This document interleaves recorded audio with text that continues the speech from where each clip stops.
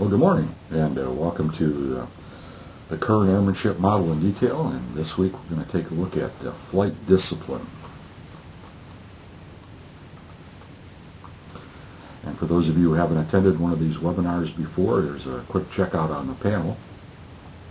You should have a control panel up on the right-hand side of your screen. That orange arrow allows you to collapse that control panel if you want to make it smaller, or just click on it again to make it bigger. If you want to send me a text message while the webinar is going on, you can type it in here and just hit send. Or you can raise your hand, hit that little raise your hand icon. And just to check to see if everybody's got audio on me, would you please raise your hand now? Click on that icon, the raise your hand icon. Okay, looking good. All right, thank you. Well, this is a WINGS program webinar, so you get one knowledge credit for it. And I have you logged on here, so I will enter your attendance at the FAA safety.gov website, and you'll get credit for attendance. One of the webinar sponsors is the FAST team, FAA safety team. And as you probably already know, the mission of the FAST team is to improve aviation safety and convey safety principles and practices. Another webinar sponsor is the Center for Airmanship Excellence. All of these webinars are being recorded, and prior webinars have been recorded. And you can go to the Airmanship Archives, Airmanship Excellence Archives, and request a download of any of these sessions. However, I would like to point out that there's one that you probably want to catch for sure, and that is this Airmanship Development Support Organization Demonstrator Briefing number 1. If you're at all interested in pursuing airmanship excellence, you owe it to yourself to take a look at this webinar, because there's a lot of information there that may be helpful to you. The original series of Redefining Airmanship was given as a seminars, live seminars. We don't have recordings of those, but we do have a PDF version of the slides used in the presentations. So you can request the downloads of those slides at the Airmanship Excellent Archives, or the 6 webinar series, 1 hour each approximately, so about 6 hours of programming on Kern's Redefining Airmanship. You can request a download of those at the Airmanship Excellence website. Also, if you have not done so already, I would highly recommend that you register for airmanship updates at the Airmanship Excellence website. All you have to do is enter your email address and name and zip code, and you'll be registered, and you'll be kept in the loop on airmanship development happenings. And there's the website. Well, this particular webinar series, Current Airmanship Model in Detail, is 11 sessions long, each one approximately an hour.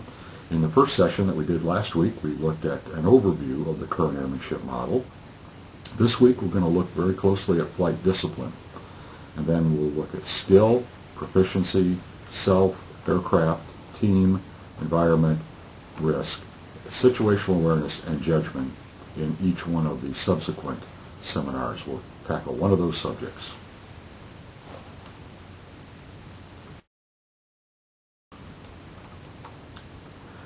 Well, I guess you could ask yourself the question, why airmanship development? And this is how we see, what we see are the reasons for pursuing airmanship excellence. Airmanship development provides new challenges for all of us. You know, if you've been flying for a while, you've probably noticed that there are not as many challenges as you would like, that are at least attainable challenges. And but airmanship development can provide you with a series of attainable challenges that will help you to continue to improve your airmanship. Also, we believe that the quest for airmanship excellence is personally rewarding. There's that self-satisfaction. Of course, you can earn additional qualifications that allow you to do more things with an airplane, so it's rewarding. And the pursuit of airmanship excellence increases safety. I think if you've attended any of these webinars or seminars, you've already gotten a strong sense of that, and after we finish this today, if this is your first exposure, I believe that you'll have that same opinion, that pursuing airmanship excellence is going to make you a safer pilot. Airmanship development requires increased flight activity. To be a better pilot, you have to fly more, unless you're a poor airline pilot and already flying 85, 95 hours a month.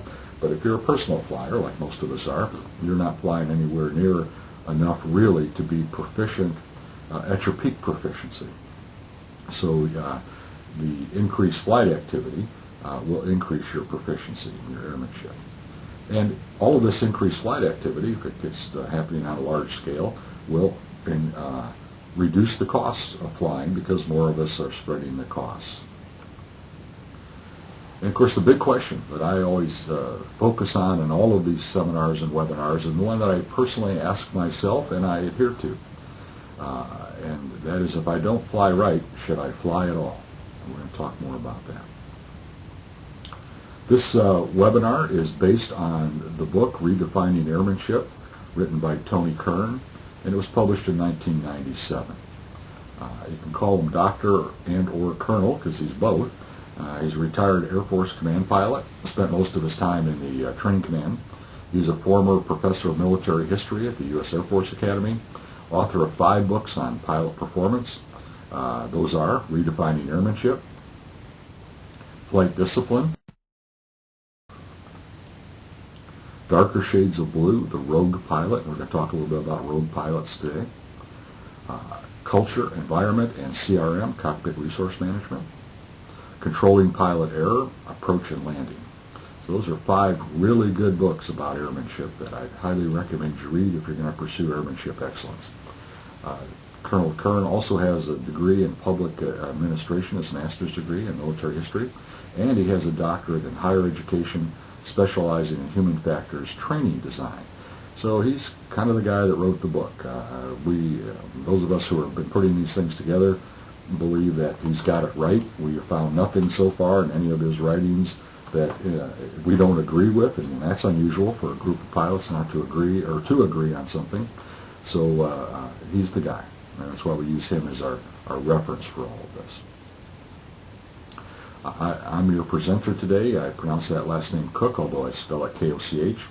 I've got somewhere north of 18,000 hours of flight time. I was a United pilot for 22 years, from 1968 to 1990. While I was flying for United, I also flew in the Army National Guard and actually the reserves also for about 10 years, flew helicopters. Then in one of my lives, after I retired from United, I was a flight safety simulator instructor and training center evaluator for about 4 years out in Tucson on the Challenger. I've been a fast team safety rep for about a year. Been a general aviation pilot for all the time I've been flying, 48 years. I fly general aviation when I'm doing professional flying too. So been a long time general aviation pilot. I've been a CFI, Airplanes and Instruments, for about 45 years. However, I came to the ground instructor certification a little late. I only held those advanced instrument ground instructor certificates for about 13 years. I'm currently a part-time simulator and ground instructor at Glass Simulator Center out at Aurora Airport, where I primarily do recurrent and initial training in high-performance singles and twins in the simulator. I'm the co-author of the book, Vault Security, The Real Story About Airline Safety, and I'm the executive director of the Center for Airmanship Excellence. I'd like to say I'm currently the executive director because I'm looking for my replacement. These 4 bullet points in my bio here I've highlighted because these are areas where I have actually worked within, helped design, help implement airmanship development programs, safety cultures, and safety management systems. So what I know about airmanship and airmanship development, safety cultures, safety management systems is not just book learning. It's I've actually experienced it over many, many years, and I've had the privilege of seeing it all evolve, because really these things started getting organized. All of the airmanship development elements started getting organized back in the early 80s, and I was kind of in the midst of things in the airline piloting profession then. Let's start out by reviewing our shared definition of airmanship. Expert airmen possess discipline, skill, and proficiency. Expert airmen have a thorough understanding of themselves, their aircraft, their team, their environment, and the risks they face. And expert airmen consistently display, that's an important word there, consistently display exceptional situational awareness and use good judgment at all times. And I always point to one of our airmanship icons, General Chuck Yeager, and his opinion of airmanship excellence is if you're going to fly, do it right. All right, let's review the Kern's airmanship model before we launch into discipline and take a close look at that. The Kern airmanship model is made up of the three bedrock principles of flight discipline, skill, and proficiency. Upon those bedrock principles rest the 5 pillars of knowledge: knowledge of self, aircraft, team, environment, and risk. And upon those 5 pillars of knowledge rest the capstone outcomes of situational awareness and judgment. Let me say that again in a little different way. If we practice the bedrock principles of flight discipline, skill, and proficiency, while always striving for a more perfect knowledge of ourselves, the aircraft we fly, our team, the environment we operate in, and the risks we face, we can expect ever-increasing capstone outcomes, ever-improving capstone outcomes of situational awareness and judgment. All right, well, let's start out now, and the purpose of this seminar is webinar is to look closely at flight discipline. We took a general look at flight discipline in the Redefining Airmanship series, but this whole hour plus is going to be devoted to flight discipline.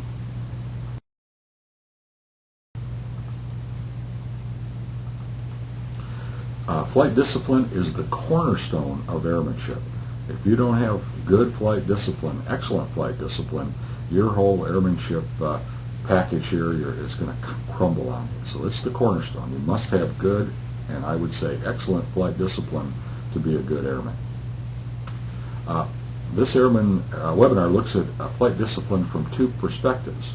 And whoever the pilot is sitting behind the yoke here, he didn't have very good discipline in his pre-flight, did he? The 2 perspectives we're going to look at flight discipline from are from the individual's perspective and from an organizational perspective. There are 4 essential lessons that we hope to take away from this webinar. Violations of flight discipline have an insidious, creeping effect on an aviator's good judgment. Number 2, flight discipline violations are contagious. Number 3, the best defense is a personal standard of zero tolerance for violations of flight discipline in any form. And 4, superior airmanship cannot exist without uncompromising flight discipline. So if you learn anything from this webinar, hopefully you'll learn these 4 essential lessons about discipline.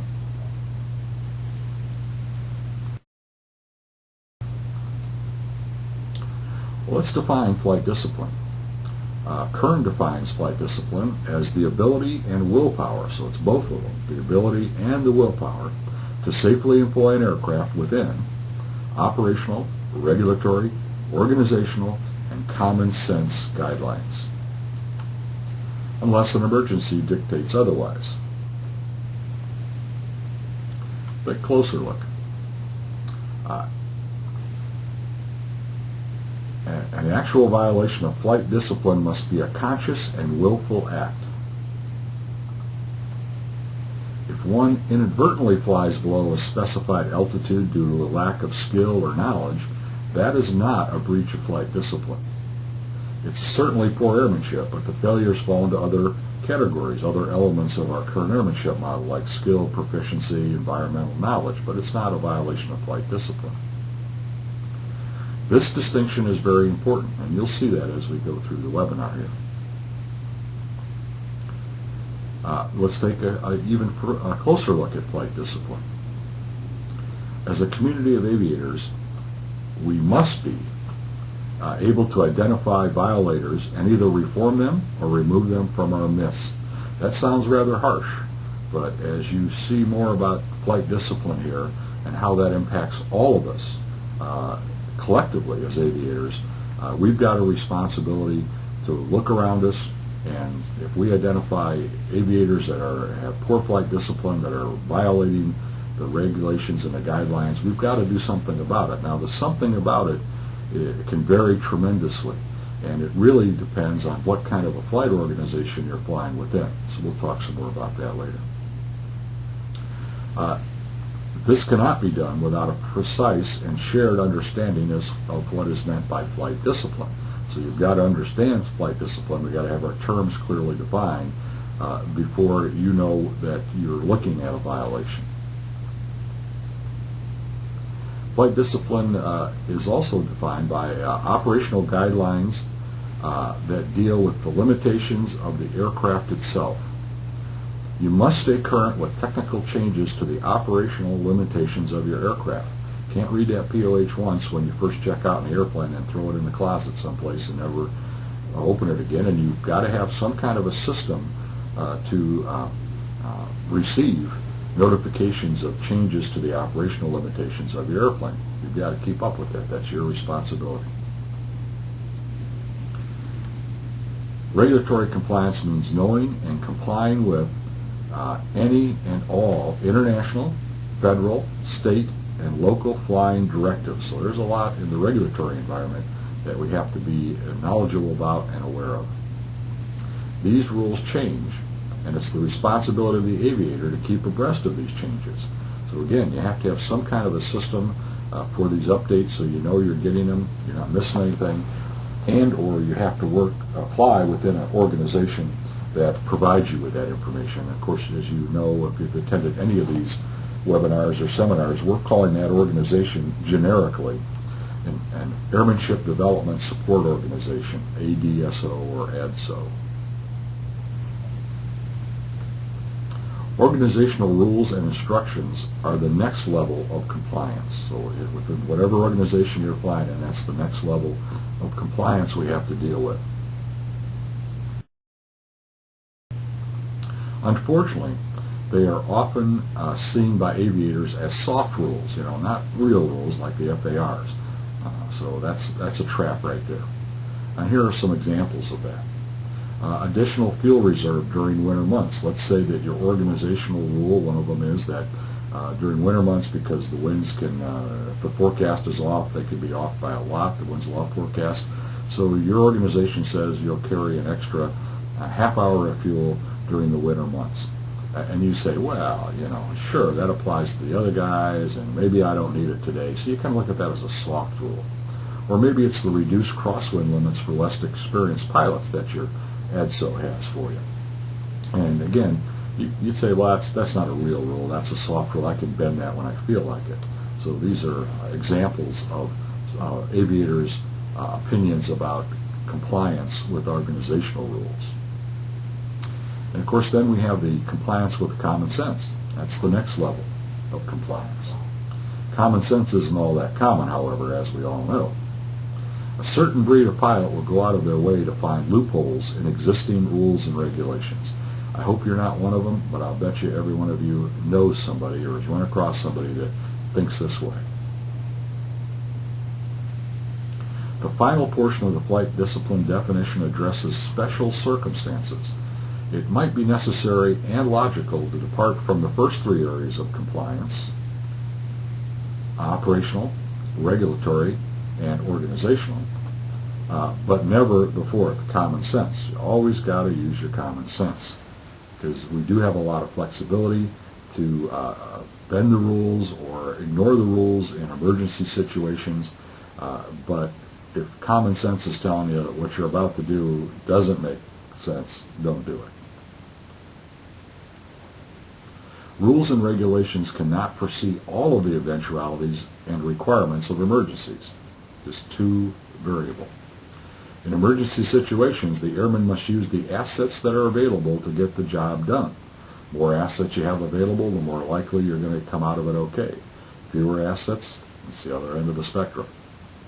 However, even under extreme circumstances, caution must be exercised. Once the immediate concern is met, the aviator must quickly return to the safe environment of compliance. And here's an example I always like to use. Let's say you have an emergency, you run the emergency checklist, everything's secured, emergency over. Now you must, and this is where flight discipline comes in, get out the regular checklist if you're changing phases of flight and run that regular checklist. Because that's the safe environment of compliance. Complying with the requirement to always run the checklist on every change in phase of flight will keep you out of trouble. So if you have an emergency, you've deviated, you've handled it, now get back to normal operation. Flight discipline seems like a simple mandate. Be disciplined, no big deal. But we all know how hard self-discipline is. It's a constant case of recommitting to it, working on it, backsliding, coming back to it.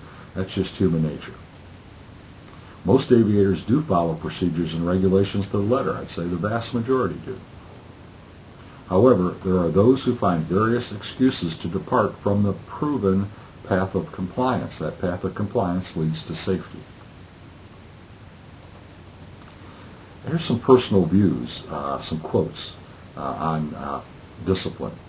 General George Patton said there is only one kind of discipline, perfect discipline. Now, achieving perfect discipline is tough. Maybe we reach it sometimes, but as I mentioned earlier, we all backslide. So you're not going to stay there if you do get to that point. But that's really the only kind there is. If there are chinks in your discipline armor, your problems are going to arise.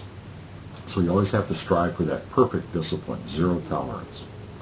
Discipline is the refining fire by which talent becomes ability. Think about this. If you're learning an instrument or you're learning to fly, you have the talent for it, but you don't have that ability yet until you apply the discipline to do the work to acquire the ability. Discipline is the bridge between goals and accomplishment. You set your goals, but you're never going to accomplish them if you don't have discipline. And just think about when you learn to fly.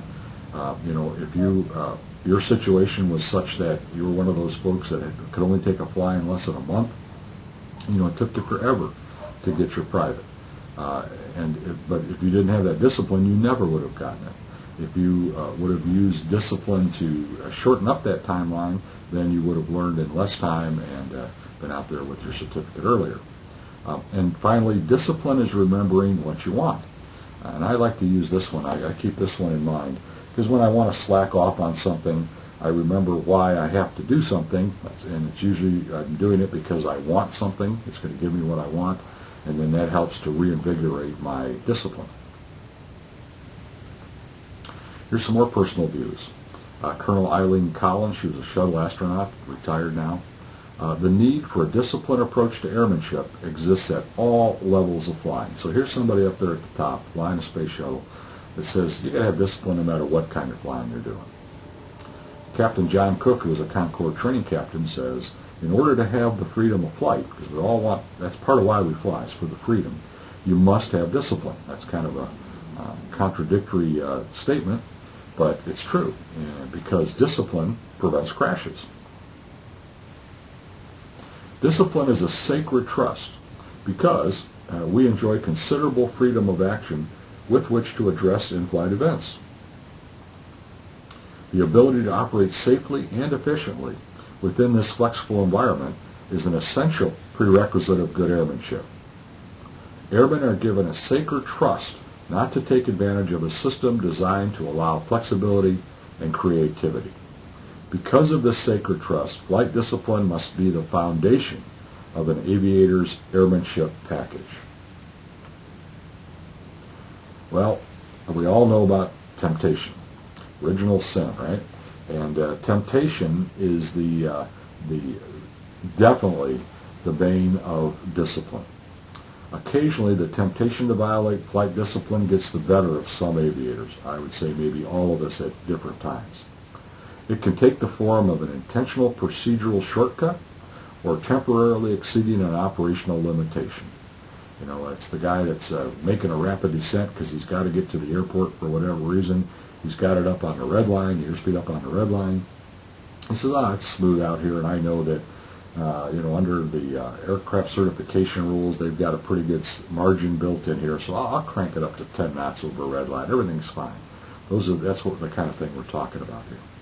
There is usually very little operational oversight of an aviator's actions in flight. You're usually out there all by yourself, and usually nobody's watching how you fly, maybe with the exception of an air traffic controller. If you're IFR, you're on, I got flight following going on, he might be watching, part of what you're doing, but usually we're just out there with no oversight. So it comes down to self-discipline for us. And we're simply trusted to do the right thing. And that's an important trust. In fact, Kern calls it a sacred trust. Continuing with temptation, there is often little or no obvious impact from a small infraction of flight discipline. You break the rule a little bit, flight discipline slips, and you get away with it, and so, hey, no problem. But this can lead an unwary aviator down a path of rationalization that can lead to foolish actions. It could be the next time you fly, well, I got away with it last time, or you just start slipping because now your discipline is eroding in general. There are 5 common excuses for backing off from your flight discipline. If no one knows about the infraction and nobody gets hurt, what's the problem? So forget it. Number 2, everyone knows that there are safety margins built into all the regulations. Well, yeah, but I can pick out several regulations where those safety margins are way thinner than I think they ought to be. I'll give you a quick example. The terrain clearance that you are on, terrain and obstacle clearance that you're guaranteed on a non-precision instrument approach by TERP's design is 250 feet. Well, if your minimum descent altitude is 500 feet above that terrain, you've only got 250 foot of that safety margin. And if you're descending at 1,000 feet a minute and you don't level off at the MDA, you can eat up that safety margin pretty quick. Rules are simply to protect the inept flyers from themselves. Now, I'm sure you've all run into pilots that think this way. They're excellent airmen, so they have different rules. The regular rules apply to somebody else because they're not as good. And number 4, this business is overregulated. Pilots did this for decades before the government stepped in. I would say this attitude is prevalent in the personal flying community. I've been talking to hundreds of guys over the last couple of years here about this sort of thing, and the majority say, oh yeah, that's the problem with aviation today, it's overregulated. I don't think it's overregulated. In fact, I can point to areas where we don't have, in my opinion, enough regulation, or the regulations aren't strict enough. All these regulations are written in blood. They're not just some bureaucrat up there that made them up. The reason that there's so many of them and they're so complicated is that the flying safely is complicated. It's a complicated deal. And I really appreciate the fact that we have all these regulations that give me the rule book, or the book on how to fly. So this, if you have the attitude about flying is overregulated, you ought to take another look at it.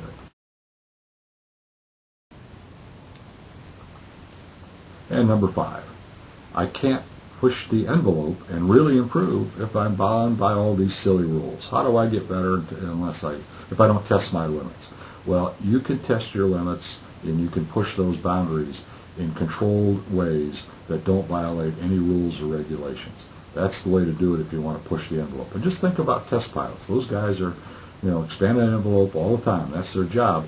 But boy, they probably, well, they do have way more rules and regulations and policies and so forth than we have for just normal operational flying.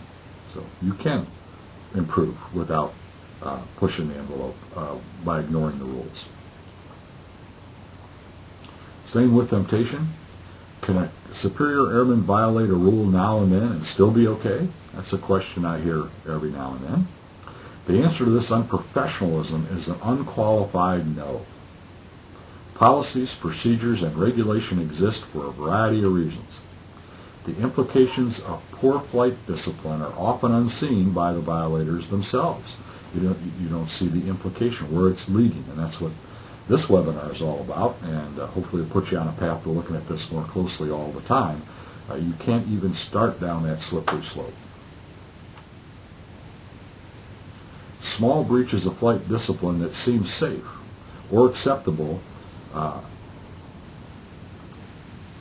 around the home drone can have catastrophic implications in other more complex situations. So again, letting down your guard a little bit doesn't work. General aviation relies heavily on self-regulation. You know, there's not an FAA inspector standing out there on the ramp 24/7 checking everybody. Sure, there's periodic ramp checks, but I don't happen to know the percentage of ramp checks for all flights, but I'll bet you it's infinitesimal. So we pretty well rely on regulating ourselves. And about the only time that we come face to face with a safety or a inspector at the FAA is if we violate a regulation, bend something. Then we become regulated by the FAA. But in everyday flying, we pretty much have to self-regulate. The general aviation environment, coupled with lower experience levels, mandate a conservative approach. And if you've attended the Redefining Airmanship series, you'll recall that we talked a lot about low experience levels of most general aviation pilots. Example, the Air Force did a study and found that if you have less than 500 hours in a particular type of airplane that you're flying, that you have a vastly increased risk of an accident. So we have that inexperience in the general aviation community. You know, we can't allow ourselves to bend those rules at all. It's got to be zero tolerance for breaches of flight discipline. And here's the big one. We've all heard of this, but let's look at it in detail here. The one better trap that hopefully you haven't fallen into. I can admit back when I was a young aviator, you know, in my teens, early 20s, I fell in this trap more than once. And it is a trap because it can lead you to disaster. The competitive nature of aviators can cause even a small infraction of discipline to get out of hand. It can rapidly escalate to dangerous proportions. Co-located flyers, your peers, sometimes try to outdo each other in the I can do better than that. Once the downward slide away from disciplined flying begins, aviators are often incapable of stopping themselves. I have seen this. I've seen it many times back in my guard unit with a bunch of young helicopter pilots. So it happens, and it's contagious. Breaking rules is addicting to many pilots. You know, you get away with it once, got a little thrill out of it. Hey, I pulled that one off, and then you try it again and do it again, and it becomes addicting. So many times when somebody starts doing this, they need help to stop, and that's why we mentioned earlier, and we'll talk again later, about identifying breaches in flight discipline among your fellow aviators and then doing something about it because they can't or are unwilling to do something themselves because they're addicted to that. And continuing with the one better trap, the competitive nature of pilots, coupled with a system that intentionally provides minimal guidance and little oversight, sets the stage for temptation. The best safeguard against weak moments is to remember the words of General Patton. There is only one kind of discipline, perfect discipline. The two most dangerous words an aviator can utter is, watch this. And most of them who utter those two words wear that kind of watch. It's a big one. Let's talk about rogue aviators. And again, Kern wrote a book about that, rogue aviators. The patterns of poor flight discipline are not always of the mass hysteria type that we've been talking about here in the group. There are also aviators, usually of high experience, who manipulate their environment to satisfy their ego. This often has tragic results, and the NTSB accident records are full of these kinds of accidents. These rogue aviators are often popular around the airport. They have learned what rules they can break and when and with whom. They are perceived much differently, however, by their superiors than by their peers or subordinates. Usually their superiors recognize that they're rogue aviators and they're trying to do something about it, but their peers may think they're just neat pilots, man. They're ace of the base. And maybe their co-pilots, subordinates feel the same way. Their brand of poor airmanship can have far-reaching implications, so it goes well beyond their own flying. Many young aviators see these rogues as role models and then start emulating them. They begin to copy their brand of so-called airmanship. So if you decide you're going to be a rogue aviator because you're going to do what you're going to do, and it's up to you, and if you crash and kill yourself, that's your business, well, okay, except this is what happens. When other, especially the younger aviators, see what you're doing, you can lead them down that path to destruction also. So it's not just you in that game. All right, let's take a look at a case study here about of all these things that we've been talking about. This case study illustrates the dangers posed by rogue aviators. And as we go through it, please take note of the escalating nature of the violations as the situation progresses. This accident took place on a sunny Sunday afternoon in June 1994. ZAR 52, which was a B-52H, launched to practice maneuvers for an upcoming air show. It was under the command of a highly experienced instructor pilot, senior guy, colonel. The crew planned and unbelievably briefed a profile that grossly exceeded aircraft and regulatory limitations. And when they briefed this, and this was more than once, as you'll see, the safety officer for the squadron was there and let it go by, even though they briefed that they were going to exceed aircraft limitations, which was a no-no against the rules of the squadron. Well, here's the video. Hang on just 1 second while I crank it up.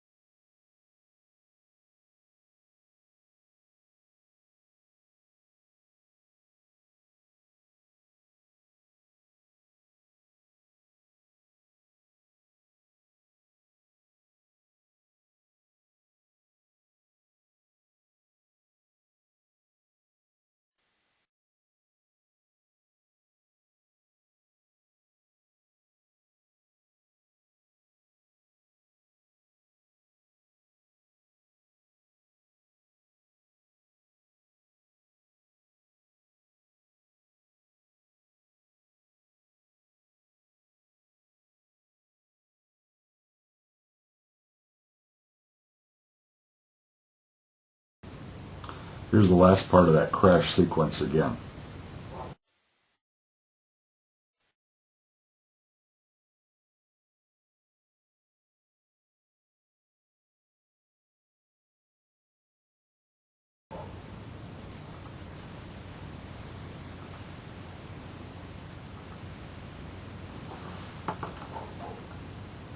So, pretty tragic accident. Everybody got killed.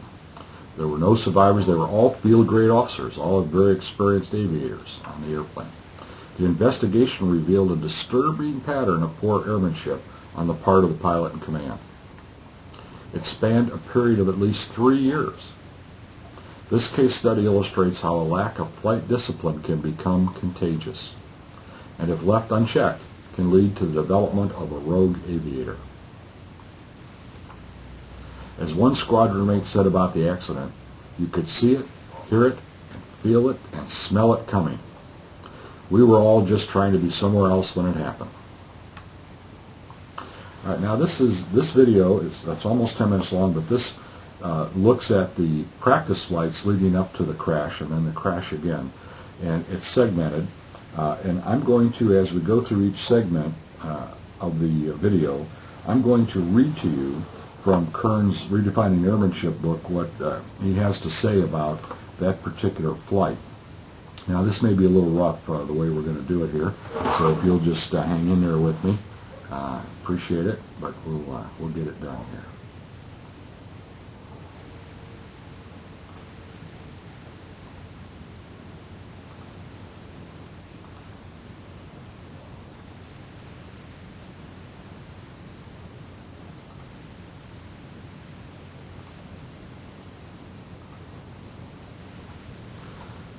All right, well, this was on a base air show on May 19th in 1991.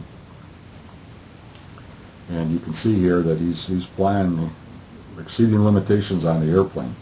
The same guy, we'll call him Lieutenant Colonel Hammond, not his real name. He was the pilot and aircraft commander for this exhibition air show. And during the exhibition, he exceeded many of the limitations on the airplane that were put forth in the squadron's technical order, and he also exceeded some FARs. Some aircrew members had already begun to lose faith in a system that would allow one of their senior instructor pilots to so blatantly disregard regulations. One pilot, when asked why more crew members didn't speak up about the violations, said the entire wing staff sat by and watched him do it, violate the regulations. What was the sense of saying anything? They had already given him a license to steal.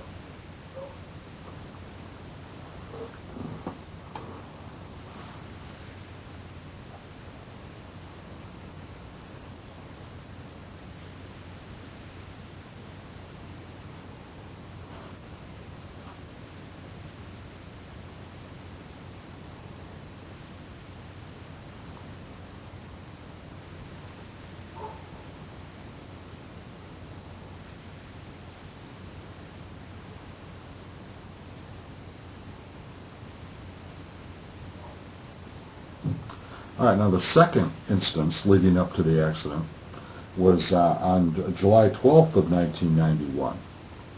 And this was a practice session for an air show. And this was less than 2 months later. And again, Hammond was the pilot in command, not his real name. And during the practice and actual flyover, Lieutenant Colonel Hammond accomplished passes that were estimated to be as low as 100 to 200 feet in that big old B-52. Additionally, he flew steep bank turns of greater than 45 degrees when the limit was 30, and extremely high pitch angles in violation of flight manual restrictions, as well as a wingover, a maneuver in which the pilot rolls the aircraft onto its side and allows the nose of the aircraft to fall through the horizon to regain airspeed. The flight manual recommends against wingover type maneuvers because the side slip can cause damage to the aircraft. But he did them anyhow.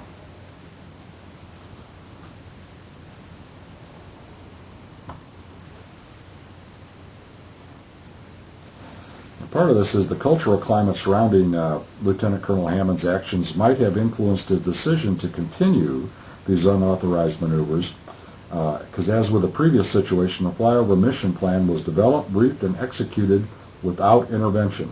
Even though a change of command flyover required approval by the Air Force Vice Chief of Staff, no such approval was requested. Although the senior staff was spurred to action by the magnitude of Hammond's violations, the response was just a verbal reprimand, so it appeared to be little more than a wrist slap to the other aviators in the squadron.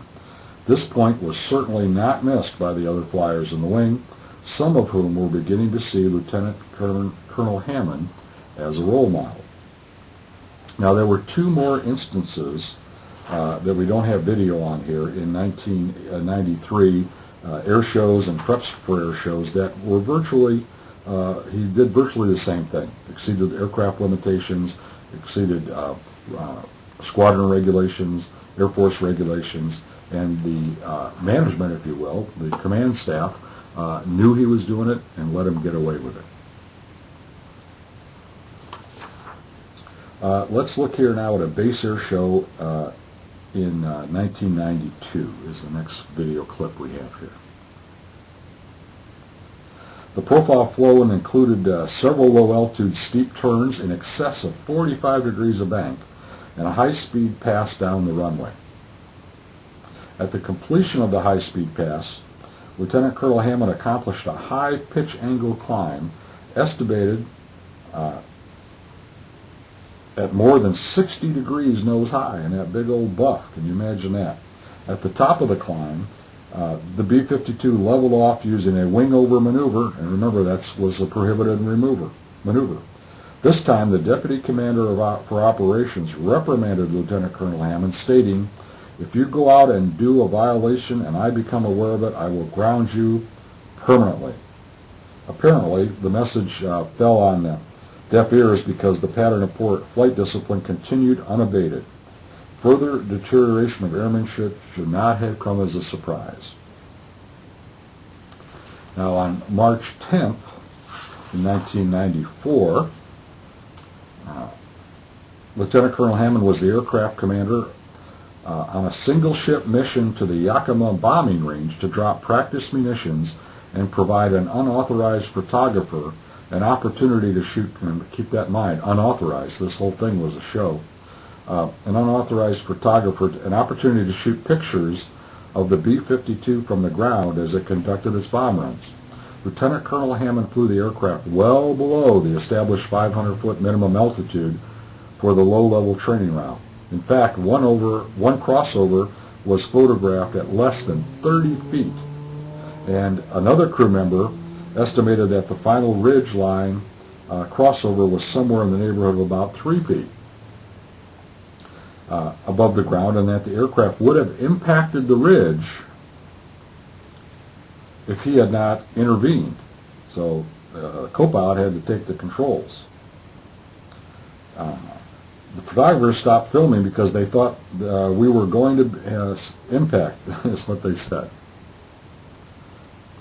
And then Hammond joined up with those two A-10s that you just saw there in an unauthorized, impromptu flyby. And that in itself is extremely dangerous. Unbriefed, unplanned, impromptu formation flying is a very dangerous activity. But he did that. During the flight, crew members strongly verbalized their concerns about the violations of air discipline and regulations. But again, management really didn't do anything about it. They didn't stop them. And then in June 17th, just a week before the accident, they were practicing the air show that resulted in the accident on June 17th, 1994. Lieutenant Colonel Hammond flew the first of two scheduled practice missions for the 94 air show. The profile was exactly the same as the accident mission, except that two profiles were flown. Once again, they included large bank angles and high pitch climbs in violation of regulations and technical order guidance. This was in spite of the fact that the wing commander had directed the bank angles be limited to 45 degrees, which again, remember the limit is 30 degrees in the manual, and pitched to 25 degrees. Both profiles flown during the practice exceeded the wing commander's stated guidance. However, at the end of the practice session, the director of operations told the wing commander that the profile looks good to him, looks very safe, well within parameters. So this wasn't Hammond all by himself doing this. The base crew members were not comfortable with the situation. In fact, one of the squadron navigators refused to fly the air show if Lieutenant Colonel Hammond was going to fly. The squadron operations officer was also uneasy. He said, "I had this fear that he was again going to get into the air show, that he was going to try something again, ridiculous maybe, and kill thousands of people." It wasn't just the flyers that were getting nervous.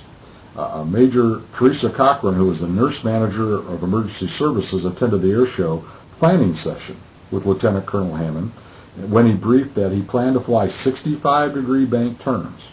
The wing commander quickly told him that he would be limited to 45, again, exceeding the limitation on the airplane. Major Cochran recalled that Lieutenant Colonel Hammond's response was a prophetic discussion between himself and a co-worker who was also in attendance at the planning session. Here's the gist of that. Colonel Hammond's initial reaction, here's the mishap flight again, I'll just keep reading this as we see this repeat video. Colonel Hammond's initial reaction was to brag that he could crank it pretty tight. He said he could crank it tight and pop up starting at 200 knots. Bob and I looked at each other, and Bob is going, he's expletive deleted, he's nuts. And I said, "I just hope he crashes on Friday, not Sunday, so I will not have so many bodies to pick up." These words did return to haunt me, and that was the nurse that said that. So here on June 24th, Colonel Hammond flew his final air show.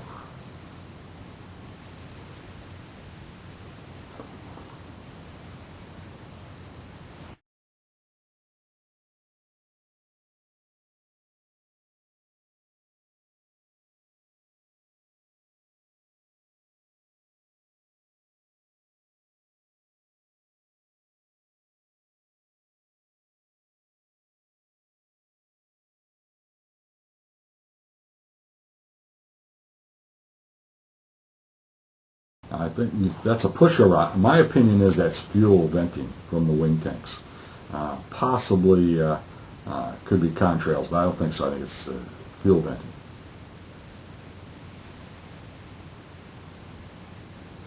Low and slow and dirty, not a good thing in a big airplane like that.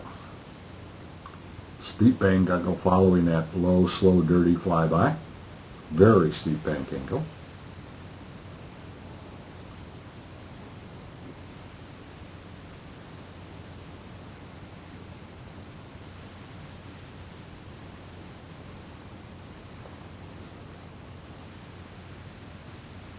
Aggressive pull-up, wing over maneuver. Again, violation of the stated regulations and the aircraft flight manual.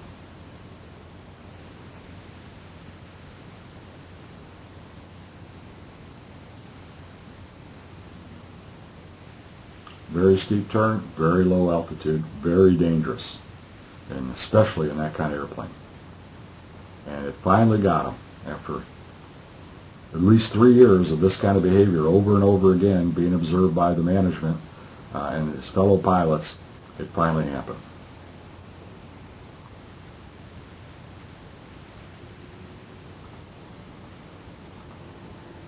Well, very tragic, but one of those things that could have been avoided if somebody had done something, and that's what we were talking about. So there's more to this story. We just touched on it. If you read Redefining Airmanship, you'll find even more information about it that's very interesting. Well, let's focus for a minute on the role of the organization, because as we saw in the videos there and in the discussion that Kern has in the book, that it was really a failure of the flight management system and the squadron that led to this. Leadership must be defined in terms of followership. In other words, if you want to have your leadership defined as being a good leader, the followers have to be doing what they're supposed to be doing when they follow you. Aviators have a moral obligation to follow existing regulatory guidance. It's not just to ourselves, it's to the people on the ground, to our passengers, our loved ones. It's a moral obligation. But the organization has an equal, if not greater, responsibility to ensure compliance. I would say it's a greater responsibility. The organization within which you fly has really carries the primary responsibility for keeping rogue aviators out of the air. In this case, instead of intervening, the organization served the role of enabler by allowing the violations of flight discipline to continue unchecked. Here are the lessons learned. Number one, trust is built on a congruence between word and deed. And you gotta, what do they say? How does that go? You gotta walk the talk. So you can't just say it, you gotta do it. Number two, other flyers are quick to pick up on any disconnect, and we saw that discussion from the other squadron members that, hey, we're seeing them do it. We're told nobody's supposed to do that, but management's letting them do that. So there's a disconnect there. The organization must have a stated policy that unwarranted violations of regulations in any degree are intolerable. Once a single event goes unchallenged, an irreversible process may be set in motion. Airmen at all levels must act on information or evidence of non-compliance. Act means do something about it. I know in our personal flying world out here, if you've got an airplane parked in a hangar and that's the kind of flying you do, and you notice the guy in the next hangar doesn't have flight discipline, he's not compliant, he's dangerous, who are you going to talk to? And if there's an informal group at the airport, well, that's probably who you talk to and see if they can get some peer pressure going. But really, about your only option is to talk to the FAA. But it's your obligation to tell the FAA about it. You're not a squealer. This guy is out there increasing the accident rate for us. If he crashes, makes aviation look bad. We get fewer people coming into personal flying because of the high accident rate. He could run into us. He could make, a lot of things can happen. So we have to do something about it when we notice it. Flyers must also learn to recognize the traits of the rogue aviator. So again, we've touched on them here today, but there's more in Kern's book, and there are other, of course, resources for looking at what rogue aviators look like. Remember that unintentional deviation or noncompliance doesn't indicate someone's a rogue aviator. It's the intention. It's the intentional deviation that indicates he's a rogue aviator. Here's Kern's final perspective on discipline. Violations of flight discipline are certainly not limited to rogue aviators or military operations. The NTSB files are filled with tales of tragedy that began with a single violation of flight discipline. The flight of Czar 52, like most accidents, was a part of a chain of events. We call that, of course, the error chain. And if you can remove one link of that chain, you stop the accident. In most aircraft mishaps, the crash is the final domino to drop in the cause and effect chain of events. The antithesis to the rogue aviator is the flyer who can be creative and do the mission while remaining within established guidelines. With a solid and uncompromising foundation of flight discipline, this flyer develops skills and proficiencies, the next elements of airmanship. So those are the next ones we're going to look at here too. So don't forget to register for session 3. Just because you register for this session doesn't register you for all the sessions. So register for session 3, and we're going to talk about skill. Well, I've got a couple of questions for you. If you would be so kind as to help me with your answers. And give me just 1 second here. I'm going to launch those. First question. Do you think that flight discipline is a critical component of an airmanship, of an airman's airmanship package? Is it critical to you? And your choices are, yeah, definitely, maybe, probably, or not necessarily. So if you would click on your answer. I'm watching how many folks are voting here, and I'll close it when everybody's voted. Okay, looks like everybody has voted. I'll close it and share the results. Ah, great. Everybody thinks yes, definitely. And as you know, I agree with that. Next question. Do you think the flight organization is an important to flight discipline? Or in other words, can you do this all by yourself? So you think you really need a flight organization to make flight discipline work for you?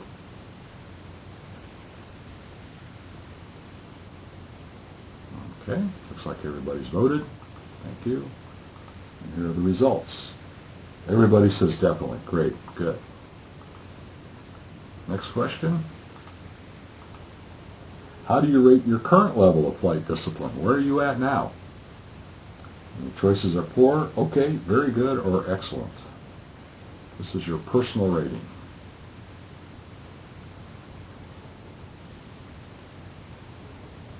Okay, everybody's voted. And 80% say very good, 20% say excellent. Well, that's good to see. That's good to see. But keep in mind, as we covered in the Redefining Airmanship series, that we are all, every one of us, no matter how experienced we have, how much experience we have, very poor at evaluating these kinds of things.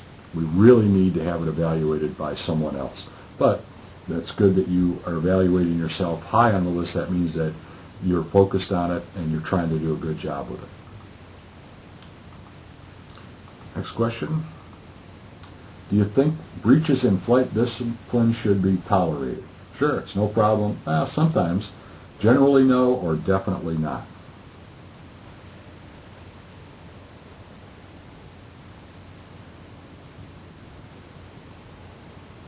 Okay, everybody's voted. And generally no is 40, and definitely not is 60. Keep in mind, if you voted generally no, that once flight discipline is breached, either by yourself or you see someone else do it, that opens the door up, and what you have staring at you is that slippery slope. So really, it should never be tolerated. That's my opinion. It's Kern's opinion. That's the professional opinion. And we only have 2 more questions. Here's one of them. Do you think that you should act on evidence of non-compliance in other aviators? And again, act is tell somebody, maybe talk to them directly if you have a good enough relationship, but do you think you should act? Everybody's voted. Everybody says yes. I agree, and that's tough to do. I had a United captain friend of mine instructs at a local airport. Has a guy that's getting up in years, and he's been flying there for years. So the guys, my friend, and the other folks up there, their instructors know this guy. They can see a definite deterioration, and they called me up for some advice on how to approach this guy. So you have to do something about it. There is just no two ways about it. Okay, we have one more question. How likely are you to pursue perfect flight discipline? Not likely, somewhat likely, or very likely?